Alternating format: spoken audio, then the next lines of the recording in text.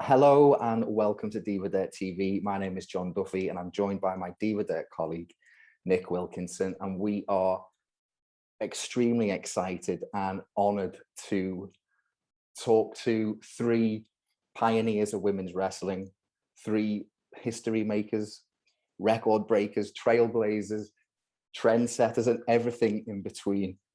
Maria Kanellis, Gail Kim, and Mickie James. Thank you so much for joining us. How are you?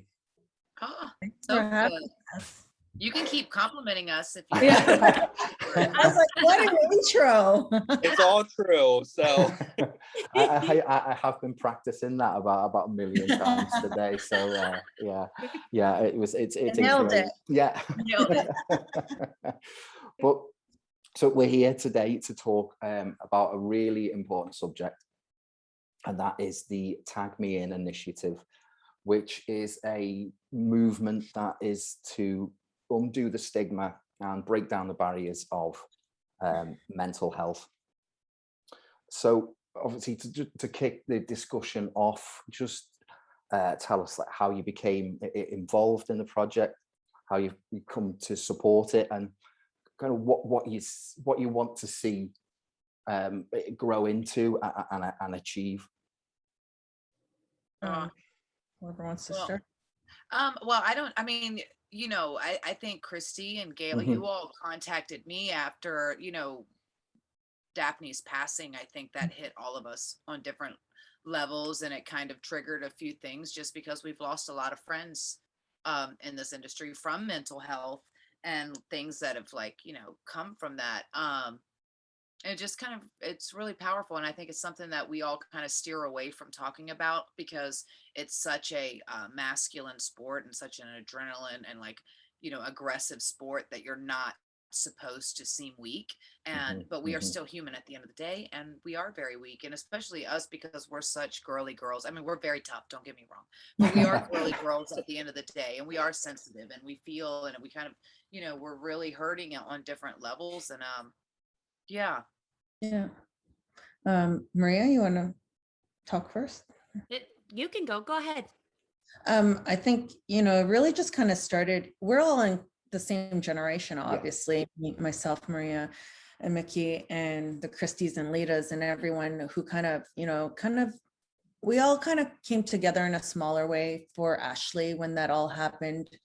And I think we saw really good things happen when we started speaking with one another and working with one another and opening up that conversation. And obviously then Daphne hit recently, and I don't know, it just maybe because we saw her face, I don't know what it was, but we're just like, you know what, this is enough. And we don't want to just say, okay, it happened and we're so sad. And we knew we could make some changes if we all came together. There's no one really,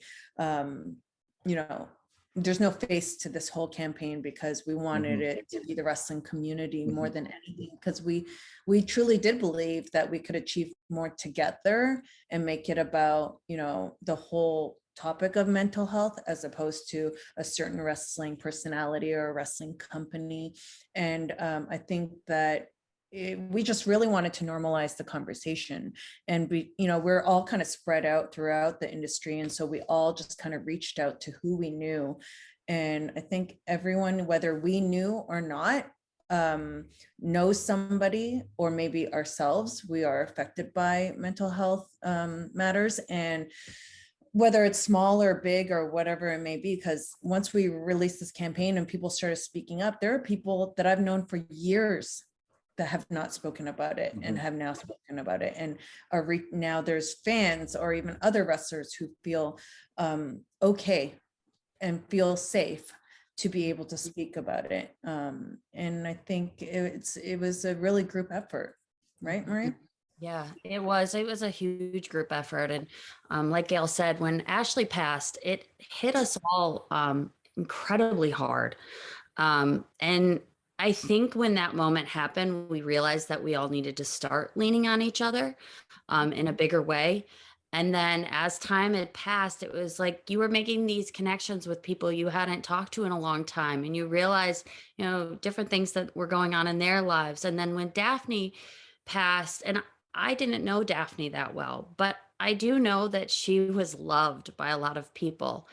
And just to see the reaction from the wrestling community has been amazing. And it was that moment of saying we really should do something. And I think as angry as some people can get online, about different wrestling companies and things such as that, and competing against each other, behind the scenes, a lot of us are friends. A lot of us, it doesn't matter what company you're in, we do cross all those different boundaries in friendship. And so this campaign really showcases that and trying to support each other. And like Gail said, there's people that have reached out to me since this campaign happened that maybe aren't ready to speak about things publicly, but they don't feel alone anymore. So they can express their story to me or to their other friends.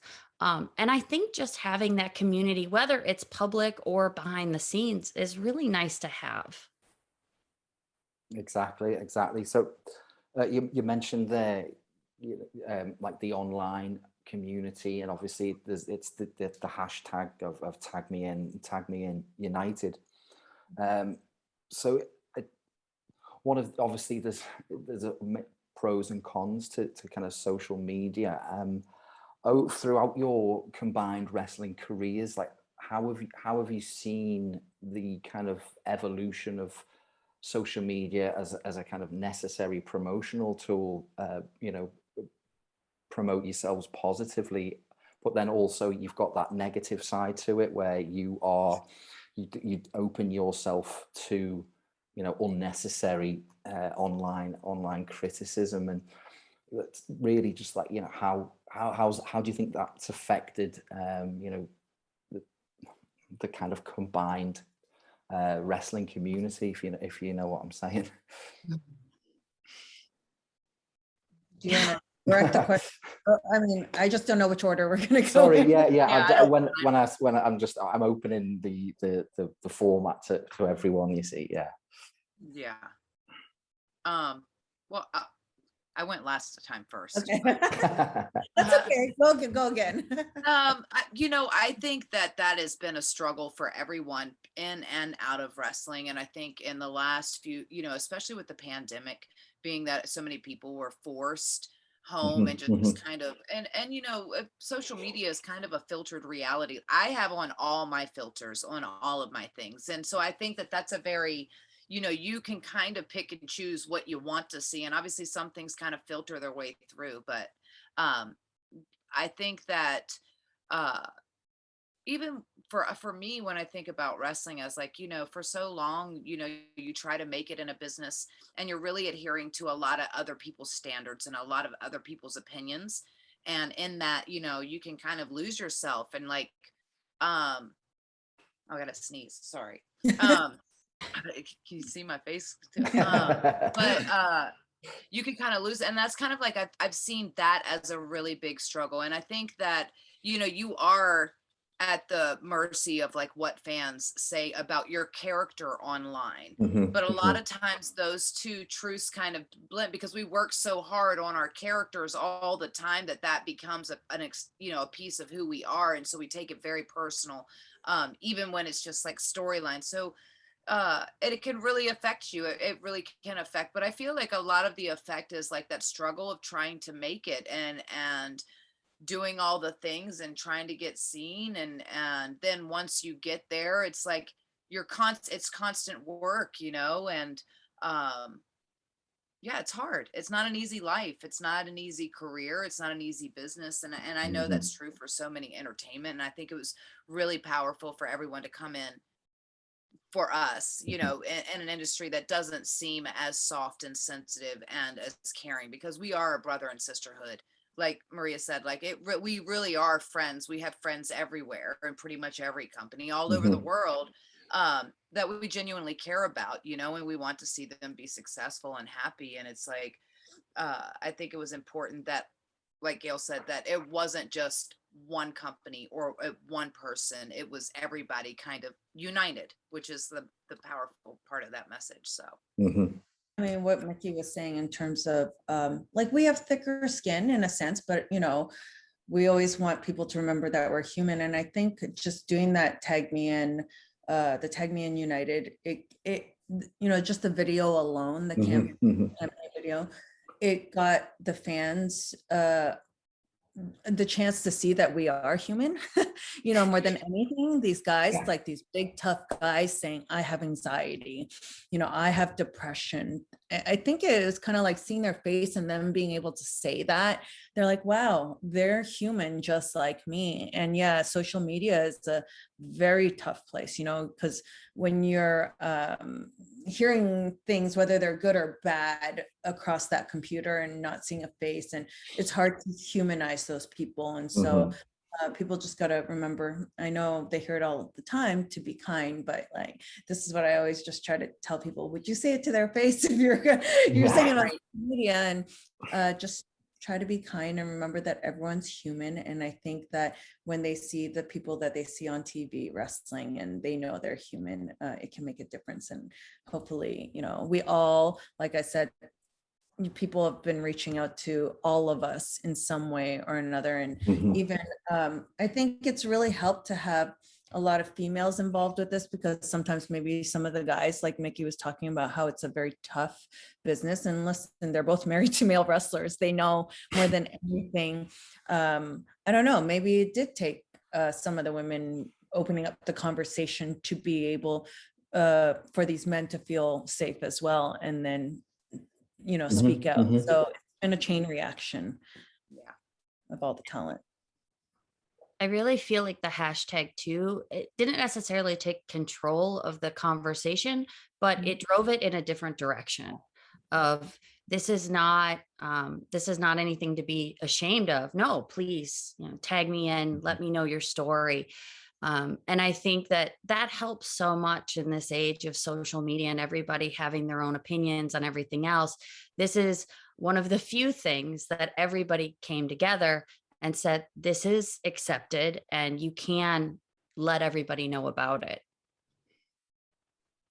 Yeah, of course. There was a couple of things that you mentioned there, and it's really interesting to me how you know wrestling as a business is kind of based on selling, based on emotion. As performers, like, you go out there and you wear your emotions on your sleeve. You show your pain, your wins and your losses. And obviously this is from an outside perspective, so please correct me if I'm wrong. It seems like the backstage is very different, and it's like I think Mickie said before, it's like a macho, a masculine kind of culture backstage, where you sell on screen and you no sell off screen, which must have a tremendous toll on one's mental health. Is that the situation? I think it's different for everyone. My personal is like, well, yeah, that was bred into me from day one, is don't sell and have thick skin and don't cry. And if you're going to cry, go cry, you know, in your car or in your hotel room, but not, you know, in the locker room or backstage, which I've definitely broken that rule. However, you know, it's just, because it is a tough business, you know, and not just because of the bumps and the bruises, but because, you know, there's a lot of work that goes on behind the scenes, you know, as you're trying to get there. And so it's equally exhausting, you know, both mentally and physically. I always say, like, the actual performance of it is why we do what we do. That's the most fun part of it. Like the travel and the hotels and the airplanes and the backstage politics and all the things, and like out there makes it all worth it, because that's the release, right? But it is a balance, right? Because you're balancing two different animals, the human Mickie James and the character Mickie James, or the human, like there's a lot of similarities obviously that make them successful, but there's a lot of differences, and they're two very different people at times, you know, or would handle things two different ways most times.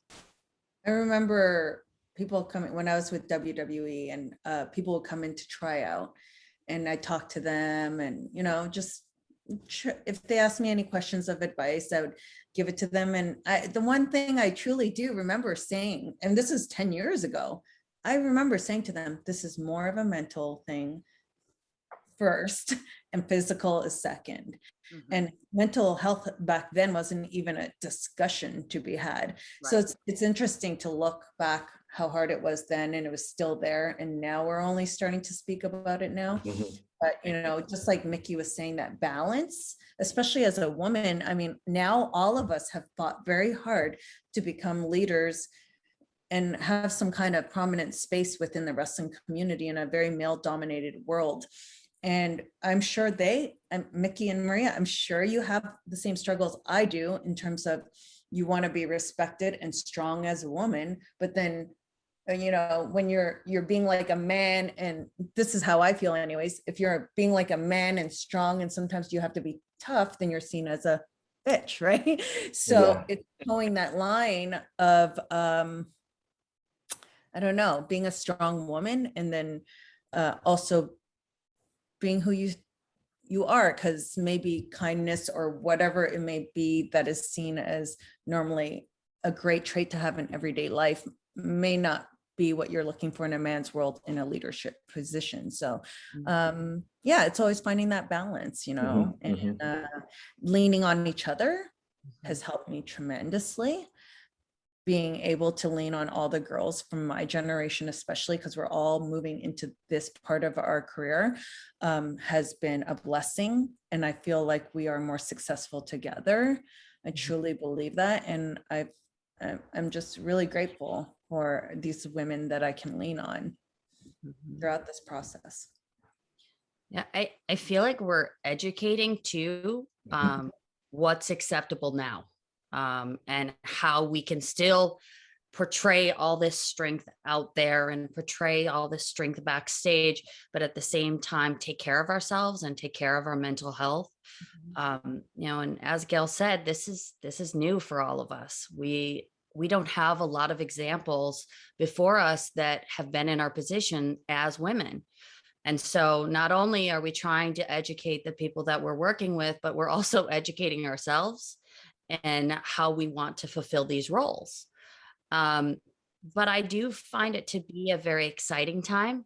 I think all of us accept the challenge willingly, because it's nice to have this opportunity to be able to say, no, it's okay to have a day, or to be able to cry, or to talk and speak your truth.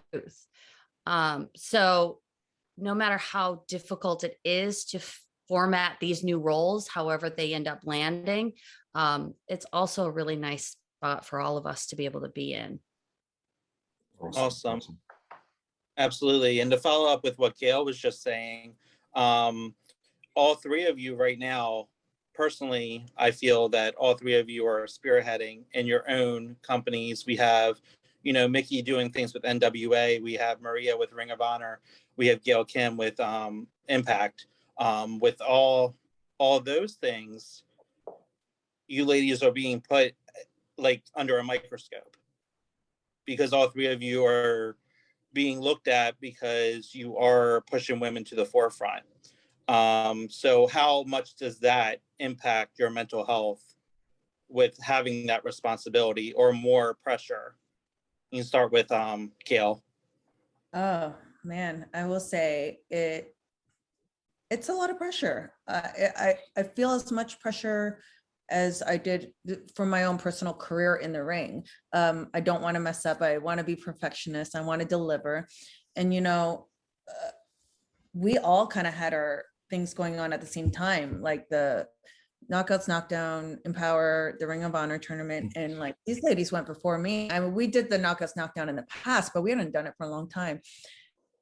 Leaning on each other, seeing, being able to be a part of Empower, and then knowing that it was a successful night, that gives you motivation, and knowing that she was going to be part of Knockouts and Knockdown and all that. And we did try with Maria, sometimes just within the companies, we don't have all the power to make everything happen. But of course, we would like to make that happen in the future, especially with us being well connected between the three of us. It was very empowering, pardon the pun, No to pun have, intended. to have those things be successful. I've been saying 2021 has been a great year for women's wrestling. And Absolutely. so far, I feel good about what we've done. I'd love to let it grow even beyond that and join forces together and make it even stronger. And I think now after this year, I feel confident in all that. So Awesome. Maria? I was just going to say, because you two were kind of doing this before and I know I've talked about how, like, my conversations before I left with wanting to do this where I was, but I had, kind of got jumped in feet first with NWA, but you two have been doing this both respectively within your own companies for a while now. And I think it was really cool, which is, I think, why it made it very confusing to me as to why I couldn't do it where I was, is like to see these women kind of step up and take the reins in their companies. And the Knockouts division was killing it. Ring of Honor's women's division was really killing it. And so it was just cool to see from the outside. So then kind of when I got the opportunity, it is a lot of pressure, because then I truly believe that women's wrestling has come so far since even when we first started, and it's so amazing to see these women get all these opportunities that they're getting now. And I just think that it's really starting to open up so much more. So I really did believe everything that I was saying. And you see it within UFC, you see it with all these other organizations, that women's wrestling belongs on the marquee, and it's a draw. And I think that we've all been able to prove that now, which is really, really cool. And I think that now that we're all this whole forbidden door, and there's all these other things that I'm with Gail, we're stronger together. And I think if we unite and we can keep doing some magic like we've been doing, it's just going to be even bigger and better than ever. So I'm excited even about what's going to happen all through next year. There's going to be a number 2. There definitely should be. It's amazing. I mean, honestly, there was really no ROH. They were kind of like the ROH division was kind of we didn't have a champ. not certified. Yeah, and you didn't have a champion, you didn't have a title. We didn't have a title, we didn't have a champ, and we also didn't really have a division anymore. And that was the toughest thing, is we're still in the rebuilding phase. So for us, for me especially, it was watching everybody else and leaning on everybody else, and learning from all of the strong, powerful women I had been in locker rooms with, like Gail, like Mickie, from the past, because I was never the greatest wrestler in the world, but I did have some great friendships with the greatest wrestlers in the world, which is really what I did lean on. And it's listening to the women too, and what they want and where they want their spots to be. And I do hope to work more with other companies as well. But again, we didn't have a complete division, and some of our roster was overseas and we weren't able to use them. So it made things incredibly difficult. But yeah, it's so nice to have great mentors. Yeah, but you're the one, they needed someone to fight for them and to have some credibility behind them. For we also need the men who are going to empower the women within this business. And luckily, we were all very fortunate to have those men in our corners to be able to give us that opportunity to succeed, or give us the chance to succeed, so that's very important too. We couldn't do it alone. It's important to have everyone on board. Absolutely. Especially in our, like I say, male dominated industry. Hopefully we'll get to the point where it'll be a little bit more level, right? Like Maria said, because we are kind of like pioneers in this, but there's been other women in, positions of power, but not in this capacity. And I think, for us to be able to do that, and it also gives a lot of the women more longevity of like, okay, so it's not just once I'm done. Because when I first got into wrestling, or like when I first debuted on TV, they told me that the average television career span for a female was 5-7 years tops. 5 to 7. So then after that, you can go have babies. You better have your second thing set up. You can go do all the things because you're done wrestling on TV. Like, you're just not going to be on TV anymore. And I was like, holy crap. Like, here you've worked X amount of years to get to this space, and you have to hurry up and jam it all in this 5-year kind of thing. But now that's so changed. I mean, you look at our careers, how long they've been, and that's kind of even shocking to me sometimes. But now it's like, these women who are on television today, just think of like, if we can do this now, where it's going to be. And it's because, like you said, like the men were able to give us these, and we're open enough to listen to us and do that, because that's also a changing of attitudes and cultures backstage kind of thing, to give us the space to then go in there and kind of take charge and believe in us enough to let us make those decisions, you know? So that's really cool. And it's just ever evolving. So, you know, eventually we're going to run the whole shows in about 10 years. I mean, who would have thought this time last year even, Right, that we would be on a call, me, Mickie, and Maria, and being in these positions, like just that from 1 year span. It's incredible what we've achieved. Yeah. And the guys are the men that are have had these positions, that have given us the reins or given us more of our positions. They're learning too. So it's, you know, that part of it's evolving as well. And so kudos to them. Kudos to all of them that are right along with us in this journey. Yeah.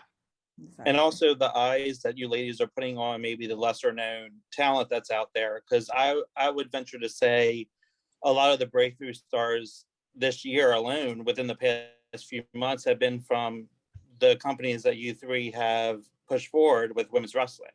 So we have Masha Slamovich, we have Willow, we have Trisha Dora, you know, all these women that are doing tremendous things. And I would consider them breakout stars of the year. And it's thanks to the shows like Empower and Knockouts Knockdown in the Ring of Honor tournament that let us see these women.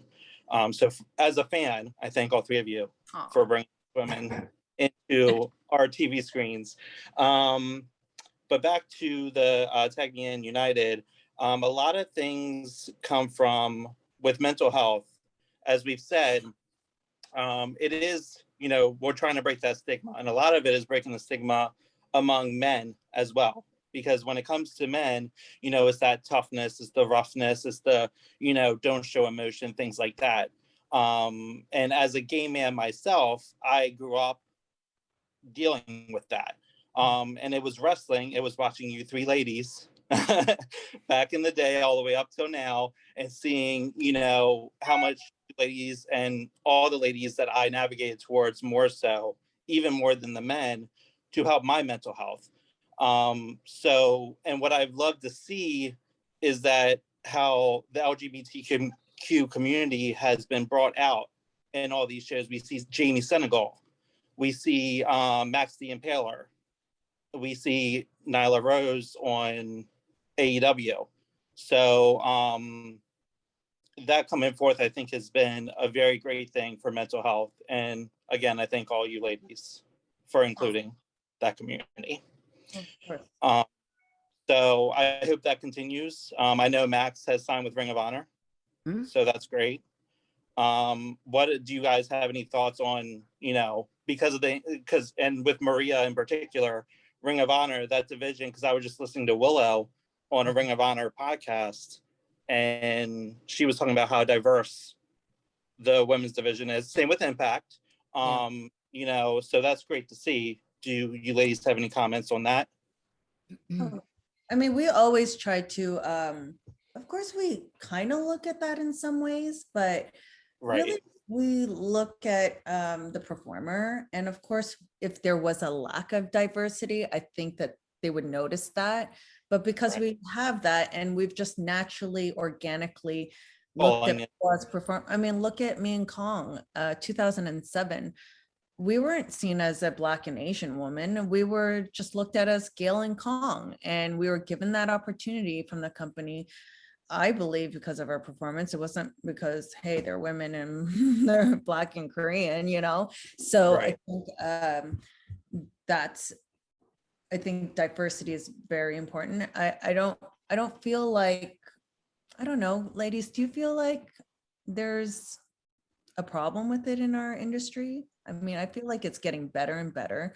The LGBT community is Yeah, growing. I think if anything, there's more of the openness to speak about it, because I feel like the wrestling community has always welcomed that. I mean, you think back to some of Pat Patterson, some of the, you know, even old school, there's been so many representatives of that community. However, I think that a lot of them were, because like you said, it's such a male masculine macho kind of thing, like it would seem like, but backstage I felt like it was always, from my perception, but obviously I think that the people coming out ever since Darren Young honestly was probably the first to come out Absolutely. publicly. That was a big deal.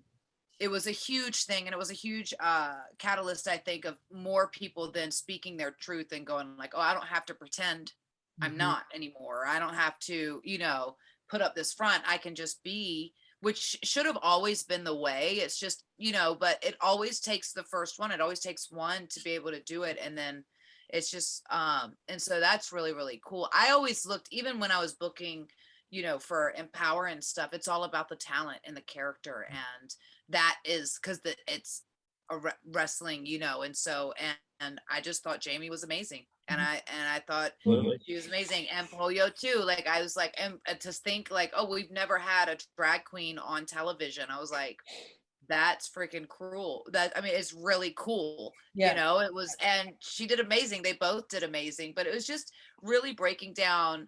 When I thought about that, of like a drag queen on NWA, as far as like that one of the oldest brands, but then when you look at like the success of like an Adrian Street or so many characters who were literally drag queens of that era, like it just didn't seem, you know, it just felt like it just felt right. Plus I just love Pollo too, so yeah, I think when I was looking at the tournament, I was trying to get as many different styles of wrestling as possible, so the diversity fell into place in that way. Biggest thing with Max was making sure we got their pronouns correct. And we're still working on it, and we're working with our commentators. And so that's very important. So if any part of it was newer, it was that. And, you know, luckily, there are so many fantastic women out there that it was incredibly easy to find them for the tournament. But not only that, I probably could have had 32 women because there's just so many incredible women out there right now. Yeah, Absolutely. Well, on that subject, with like the subject of equality and diversity, one thing I'd like to get your thoughts on is the term women's wrestling. Is it? Do you feel that it's a term that kind of differentiates your art form or you as a person? Whereas, you know, it's not men's wrestling, it's wrestling. So do you feel that it's women's wrestling is a term of empowerment or something, not a negative connotation, but something to kind of keep it separate, keep it away from like the main core of wrestling, if you get what I mean? So one of the things, like I had mentioned at the very beginning of our tournament, was it's not a gender, it's a title. And it's a title of a division. And that was really important to me, to be able to just say that. I would say for us, I guess we're learning as we're going. And it's always just been a natural instinct to call it women's wrestling, because that's what we always called it. And that did come up during our Knockouts Knockdown. And someone pointed out, we don't, you know, we want to be respectful of people's pronouns. And so maybe we shouldn't call it an all women's tournament. So we did stop. We announced it as that, but then we continued to call them knockouts after that. And even the knockouts term did get brought up maybe, let's say a year or two ago from management, and just wondering, you know, with the times that are changing in terms of equality, is knockouts an offensive term, or is it, you know, okay? And so management came to us, the ladies that are part of the division, and said, you know, is it outdated? Should we get rid of it? And I would say everyone but maybe two said, and they were like more of this generation, but everyone was very much on board saying, no, we love knockouts. That's the reason why we are part of this company, because we wanted to be a knockout. And so it was nice that they asked us how we felt. Yeah. So we're like, we love being special in that regard. So I think it's honestly just a matter of, you know, respecting how we feel and what we're comfortable with moving forward. Yeah, agreed. I think like Maria said, it's a not like really a gender thing, it's a title. However, this is all new for us too in that conversation, because when I look at it, it's like I spent 20 years of my career to bring women's wrestling to an equal place. So I feel like I should be able to say women's wrestling, but and if that, because that's what I've pretty much dedicated my life to. But I also, with open arms, welcome everyone who wants to be in women's like this wrestling division and wrestle. Like, I'm totally open to that, and I always, you know, have been. So I think it does separate it in the sense of just like the WNBA separates from the NBA, and it is two different divisions, and it allows us to do, because there's only usually one or two, sometimes two or women's matches on a card full of men's wrestling, but it's called wrestling because there's many different, there's cruiserweights, there's all kinds of things on the wrestling show, but you know, a women's wrestling show is obviously most, you know, pretty much all women competing against each other. So I just think that it was a way for, you know, it's a way for that, but everything is learning. And I think that's just like, even with Tag Me In, it's like being comfortable having those uncomfortable conversations, right? Of having the pronoun conversations and understanding that I'm asking out of ignorance, and I would rather have this uncomfortable conversation than keep going around ignorant, you know? So it's learning curves, and we're learning every day, and you know, but I love women's wrestling. That's what I've dedicated my life to, and I welcome anybody who wants to come in and fight me. Hey, I love women. Yeah, I don't know about anyone. I don't know about Taylor. I don't know how I feel. Yeah, but it's just about that continuing of that conversation and normalizing it, so we're not uncomfortable. Right. Say, you know what, or whoever it is, I'm not comfortable with the way you said that, or even me asking, how would you like to be called? Like, I don't, just me saying it right now, I feel uncomfortable. Right? I think that's so good to be able to be honest and say, I don't know. Please educate me. Because I've done that so many times over the past year of just, please help me. Let me know what I'm supposed to be doing here. And I was thinking about this while Mickie was talking, like, maybe women's wrestling becomes more about the entirety of the history. And maybe that's what it symbolizes. Maybe it doesn't end up symbolizing a gender, but a history in total. So we're still respecting all of that history with a name and not necessarily putting a gender to it. Yeah, wow, that's awesome. Thanks so much for your thoughts on that. Nick, over to you. Yeah, just to follow up with that, that's, you know, that's there's a big difference when it comes to, you know, someone's pronouns or the way someone would like to be addressed and things like that, as far as asking, as opposed to just not caring And it's great that we see in wrestling, at least now it's being seen, you know, on screen instead of just backstage, that does matter. So that alone, I feel, helps a lot of people's mental health, which I'm glad to see. I mean, as Gail was saying earlier, yes, you know, when you just see two wrestlers, it's wrestling. It's two wrestlers, you know, like her and Kong. However, you know, representation does matter, and it is a big thing to see that representation. Because I didn't always have that when I was younger. So that's great. I never noticed that. Actually, someone pointed that out to me. Fans pointed that out to me. So I never thought about that, the representation, until they brought that up to me. So, you know, I didn't stop and think about that and how important it could be. And it obviously did inspire some people. Oh, absolutely. Yeah. So. Yeah, and you and Kong alone, like that was a perfect example. Because like you were saying, you know, it's just two women, you know, or two people, you know, doing amazing in wrestling. But the fact that, you know, you being Asian and her being Black, it was a big representation for that community. So, you know, I feel like that alone probably helps so many people, so especially younger people or people that might not be able to see that. So that's great. Thank you. Did you have any other questions, John?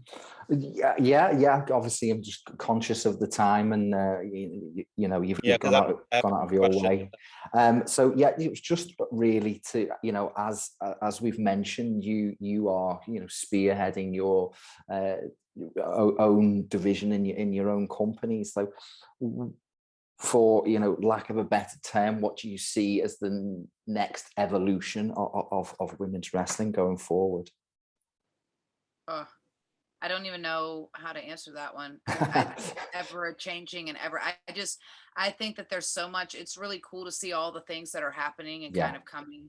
And I think it's just going to keep growing. And I hope for so many things, but I don't want to jinx it or like, yeah, right? I don't know. I don't want to jinx it either. Hopes. Yeah.